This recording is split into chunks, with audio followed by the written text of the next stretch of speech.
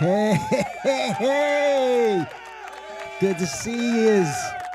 So, I missed yesterday. I missed doing my 30-day challenge. I just got complacent, and that's why I'm doing. That's why I'm doing a 30-day challenge.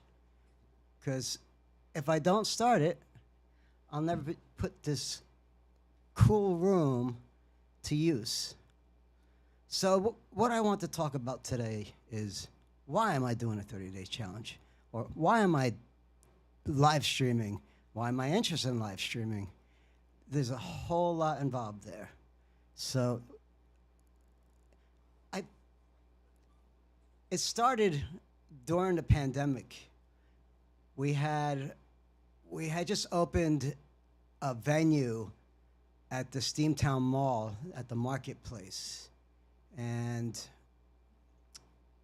we were there for 4 months, and then there was a pandemic. So it wasn't so much the pandemic. Corporate America moved in and technically pushed us out. We didn't have to leave, but we didn't know if we were going to survive the whole thing. And just the way that the marketplace was handling it, we thought best to just pack up and go. I'm sure we would have survived, though, with the way video was happening. And it's not the pandemic, and it wasn't the marketplace. It's just a current events that kind of came about during the pandemic. So when the country shut down, of course, none of us were working. So I found myself watching a lot of music videos and live streaming and looking into it, and I began to build this live stream room. So thinking it was like live streaming would have been like doing a live event, I figured that it would probably be easier. So it wasn't easier. There was a little bit more to it. And within the past 3 years, I have so much gear. So back to why I started this live stream room and this adventure. The videos that I was watching and the people that were doing their live streams, to me, seemed to really connect with their audience, or at least with me. I was finding myself, looking forward to watching, their live stream and what they do.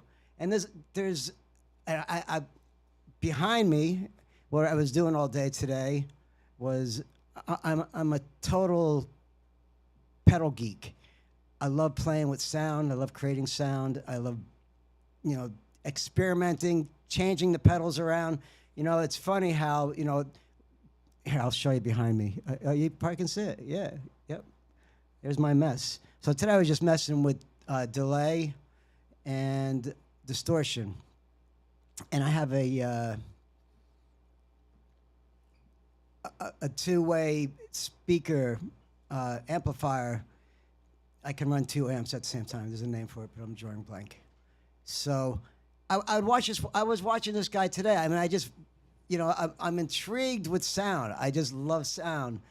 It's probably why I love music. And then, during the shutdown, I applied for a grant to Google, or just before. Actually, it was just before the shutdown, and it was when I received the grant, I believe, just around the time the country shut down. So I would watch this guy, his videos, and I was learning how to use Google Analytics and Tag Manager. I know it's not a very exciting topic, but the cool thing about it was that I streamed a lot of different videos. I was watching a lot of different takes on how to use it. Very, if anybody wants to try Google Analytics, holler at me. I'll direct you to the right person. And I wish I would have bought his course earlier on. Though, you know, I'm pretty. I'm not advanced. I'm probably, you know, like I kind of consider myself a beginner, but I know how to do a lot of things within Tag Manager and analytics. I just never really put it together properly, so I'm just kind of like filling in the blanks right now. But I bought this guy's whole course. What is his name? I'm drawing blank. So if anybody's interested in Google Analytics, let me know. But I mean, I love, of course, music. You know, more than anything. And one of the reasons I do Google Analytics is because I want this program, the nonprofit, to succeed, and I'll do anything for it. I love working with kids. They're excited about, you know, doing live streaming and podcasting, you know, getting the sound right. I have my monitors on right now, so I hope I'm not getting like a crossover where you hear like, you know, anybody ever been on the phone and you can hear yourself talking? That happens on chat. So I don't think it's happening, but my monitors are on today. So, you know, there's been times when I had things running in the background and I wasn't even aware of it. So I just put my headphones on. I don't like really wearing headphones when I stream. So back to live streaming. If anybody follows social media or just in general the music industry, you know, music during the shutdown it went up 7 points higher after the pandemic. And that was video broadcasting, live streaming. And it's not going down. This is during the pandemic. So, you know, I follow the demographics because, you know, if music wasn't, if it wasn't going to work, you know, I kind of follow music like people follow the stock market. So, and music today is you can make a lot of money within music. Now, go and play in the clubs, your local bars and stuff, no. But the business, yes. So that's why I do Google Analytics. I've always been intrigued with social media and, you know, wanting to get, you know, more audiences and, you know, connecting with people. You know, that's probably the top reason I started, you know, live streaming or started this live streaming room. You know, getting excited about, you know, meeting so many different people throughout the World Wide Web. And with our Google grant, we get you know, at one point I was getting like over 100 people a day on my website. And I barely knew what I was doing with the Google ads. So if there's any nonprofits out there, check out, you know, the Google ad grant. It's available to all nonprofits.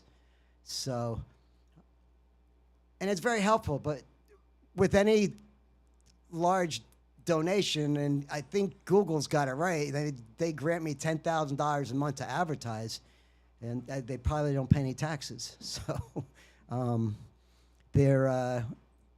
it's a great program, but you have to learn it, you know.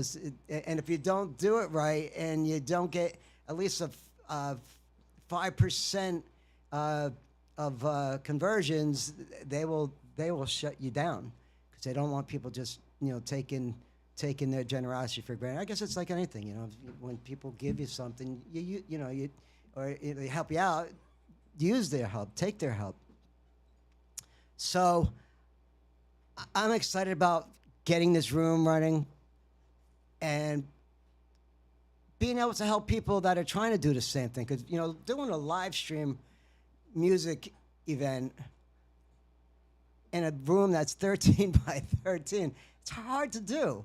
It's not that easy. Or even a bigger room, just getting the sound right. It takes a lot of trial and error. Just getting behind this camera has been for the past, I guess today is like day 8, but I missed yesterday.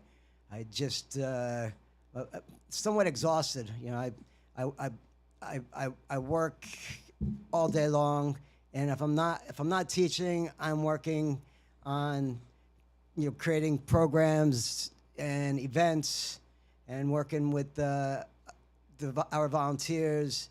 And today was cool. A young fella that I worked with, Jacob Graham. Kid, I think he's in his third year of college, and I met him when he was probably like I guess maybe 16 or whatnot. Awesome drummer, yeah, just amazing. So he's going to be coming down, and we're going to be doing some recording, and he'll probably help out with the kids, work with the kids. They say you got to give it away to keep it. Let me see how many minutes I'm going on 12 minutes. Yeah, I was only supposed to do 10. Well, I'm making up for yesterday. I missed it yesterday. And the day before, there was a video of a 7-year-old playing Smoke on the Water. Yeah. And then I was going to stream yesterday. I worked with a group of kids. It was like, I think, 6 kids yesterday, working together, playing music. And I was going to stream them, but I didn't. So, but once again, I want to get them all, get them tight. A lot of younger kids too. I think the youngest is, I think around 7-8 year olds, and up to I think 14 and 16. So yeah, I get the best job in the world. I get to work with kids. Here's a funny thing. When I first started, it wasn't a nonprofit, but when I first started, it was a summer program in Vernon, New Jersey.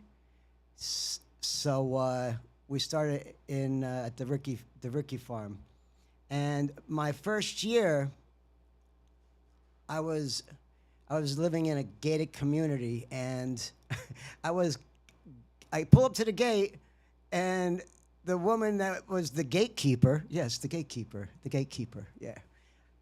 she goes, "I heard you playing with Kiss." And I said, "No, I'm playing with kids." I thought that was really great. So, and that was 2008. Yep. The event was cool. It was in a barn where From Good Homes actually recorded their first album, and Jamie Ricky, I think he still has events there. So that was our first year, and the barn was packed. So they always had events there. So it's not your typical barn. There was no goats and sheep or cows. And one day we showed up, there was a bear running around in the field. And then the second year, we had it outside, and it was the Ricky Farm had 10 acres outside the barn, and we had like 1,000 people. It was so cool, so much fun.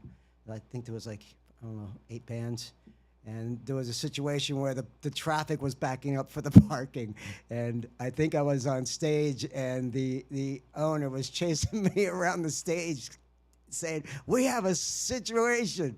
And he looking like a chameleon. His eyes were going like this. "We got a situation." I was on stage. So it was a high-class problem. So that was 2009. So that, it's going on. It's a long time. We've been doing this a long time. And I still dig it. I still have fun doing it. Just getting older. And I'm excited to meet, I have a new intern coming in. He's going to be doing, I think, 150 hours of recording time and audio and video.